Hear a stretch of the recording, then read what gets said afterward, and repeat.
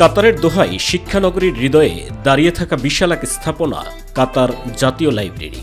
ভবিষ্যতের জ্ঞান চর্চার প্রতীক হয়ে উঠেছে এই গ্রন্থাগারটি। 2012 সালের কাতার ফাউন্ডেশনের উদ্যোগে লাইব্রেরির যাত্রা শুরু হয়।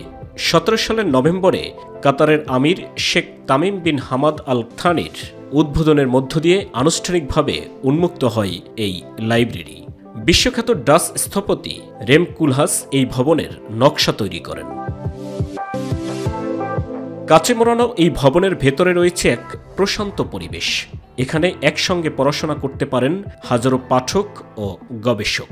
1 মিলিয়নেরও বেশি বই এবং 5 লক্ষাধিক ডিজিটাল রিসোর্স সমৃদ্ধ এই লাইব্রেরি আধুনিক প্রযুক্তির সুবিধায় সবার জন্য উন্মুক্ত।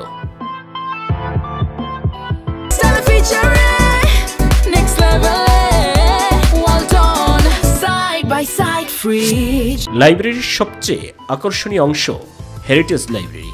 এখানে সংরক্ষিত আছে ইসলামিক ও আরবি সভ্যতার বিরল দলিল, মানচিত্র এবং শতাব্দী প্রাচীন পাণ্ডুলিপি।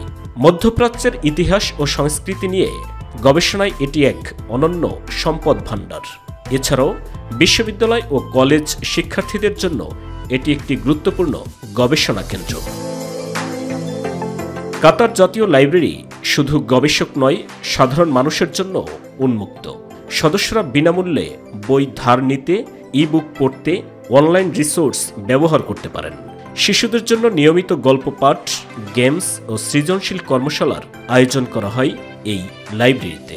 এছাড়াও এখানে প্রায়ই অনুষ্ঠিত হয় প্রদর্শনী, আলোচনা সভা ও বই প্রকাশনা অনুষ্ঠান, যা কাতারের সাংস্কৃতিক জীবনের অংশ হয়ে উঠেছে।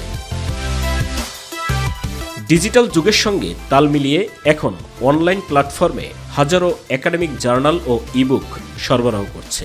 ওয়েবসাইট ও মোবাইল অ্যাপের মাধ্যমে বিশ্বের যে কোনো জায়গা থেকে বই পড়ার সুযোগ পাচ্ছেন সদস্যরা। সাইদুর রহমান আবির, মাই টিভি নিউজ ডেস্ক।